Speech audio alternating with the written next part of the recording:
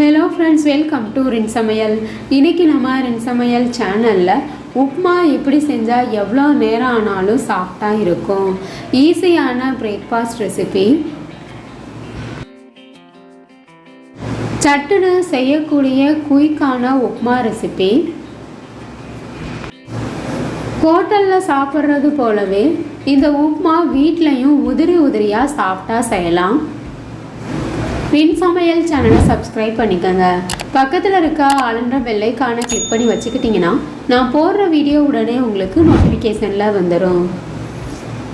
சாஃப்டான உப்மா செய்கிறதுக்காக 1 கப் அளவு ரவை எடுத்திருக்கேன். கடாயில் சேர்த்துட்டு அடுப்பு மீடியம் ஃப்ளேம்லேயே வச்சு வறுத்து விட்டுக்கோங்க. வறுத்தது வறுக்காதது எந்த ரவை வேணாலும் நம்ம எடுத்துக்கலாம். உப்மா செய்கிறதுக்கு முன்னாடியே இந்த மாதிரி வறுத்துட்டு செய்யும்போது ரவை ஒன்றோட ஒன்று ஒட்டாமல் உதிரி உதிரியாக இருக்கும். ரவையோட கலர் மாறிடாமல் அடுப்பை மீடியம் ஃப்ளேம்லேயே வச்சு வறுத்து விட்டுக்கோங்க. ரவை வறுபட்டுருச்சு, ஒரு பிளேட்டுக்கு மாற்றி வச்சிடலாம். உப்மா செய்கிறதுக்காக 2 ஸ்பூன் அளவு எண்ணெய் சேர்த்துக்கோங்க. 1/2 ஸ்பூன் அளவு கடுகு, கடலைப்பருப்பு 1/2 ஸ்பூன் அளவு சேர்த்துருக்கேன். இது கூட 1 ஸ்பூன் அளவு உளுந்தம்பருப்பு சேர்த்துக்கணும். நம்ம சேர்த்துருக்க எல்லா பொருட்களும் நல்லா பொரிஞ்சதுக்கு அப்புறமா வெங்காயத்தை சேர்த்துக்கலாம். கடலைப்பருப்பும் உளுந்தம்பருப்பும் லைட்டாக செவக்கணும், அது வரைக்கும் வறுத்து விட்டுக்கோங்க. 1/2 கப் அளவு பெரிய வெங்காயத்தை பொடிசாக கட் பண்ணி வச்சுருக்கேன், அதையும் சேர்த்துக்கணும். காரத்துக்காக 2 பச்சை மிளகாயை பொடிசாக கட் பண்ணி வச்சுருக்கேன், அதையும் சேர்த்துக்கலாம். இது கூட 1 கொத்து கருவேப்பிலையை சேர்த்துக்கோங்க. இது கூட பொடிசாக துருவி வச்சுருக்க இஞ்சியை சேர்த்துக்கலாம். நம்ம சேர்த்துருக்க எல்லா பொருட்களையும் லைட்டாக வதக்கி விட்டுக்கணும். வெங்காயத்தை ரொம்ப நேரம் வதக்க தேவையில்லை. வெங்காயத்தோட கலர் லைட்டாக மாறுற வரைக்கும் வதக்கி விட்டுக்கோங்க. இது கூட 10-15 முந்திரி பருப்பு சேர்த்துக்கலாம். முந்திரி பருப்பு ஆப்ஷன் தான், விருப்பப்பட்டால் சேர்த்துக்கோங்க. வெங்காயம் லைட்டாக வதங்கிருச்சு. அடுத்ததாக இது கூட எந்த கப்பில் நம்ம ரவை அளந்து எடுத்தோமோ அதே கப்பில் தண்ணியை அளந்து சேர்த்துக்கோங்க. 1 கப் அளவு ரவைக்கு 2 கப் அளவு தண்ணி சேர்த்துக்கலாம்.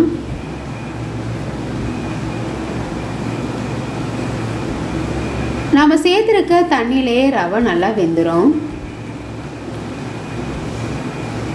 இது கூட தேவையான அளவு உப்பு சேர்த்துக்கோங்க. நல்லா கலந்து விட்டுறணும். நம்ம சேர்த்துருக்க தண்ணி நல்லா கொதி வந்ததுக்கு அப்புறமா ரவையை சேர்த்து கிண்டணும். தண்ணி கொதி வந்துருச்சு. ஏற்கனவே வறுத்து வச்சுருக்க ரவையை கொஞ்சம் கொஞ்சமாக சேர்த்துட்டு கட்டிகள் இல்லாமல் கலந்து விட்டுருங்க. ரவை சேர்க்கும் போது அடுப்பை மீடியம் ஃப்ளேம்லேயே வச்சுட்டு சேர்க்கணும்.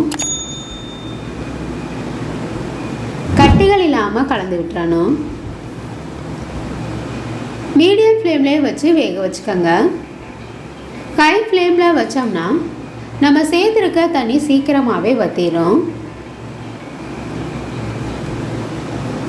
மீடியம் ஃப்ளேம்லேயே வச்சு வேக வச்சுக்கோங்க. 1 கப் அளவு ரவைக்கு 2 கப் அளவு தண்ணி கரெக்டாக இருக்கும். தண்ணி கொதிஞ்சதுக்கு அப்புறமா ரவையை சேர்த்தோம்னா சீக்கிரமாகவே ரவை வெந்துடும். இந்த மாதிரி ரவை உப்புமா செஞ்சு பாருங்கள். எவ்வளோ நேரம் ஆனாலும் சாஃப்டாக உதிரி உதிரியாக இருக்கும். நம்ம சேர்த்துருந்த தண்ணி எல்லாத்தையும் ரவை உறிஞ்சிருச்சு. கெட்டியான பதத்துக்கு வந்ததுக்கப்புறமா மூடி போட்டு 2 நிமிஷத்துக்கு வேக வச்சுக்கோங்க. அடுப்பை லோ ஃப்ளேம்லேயே வச்சு வேக வைக்கணும்.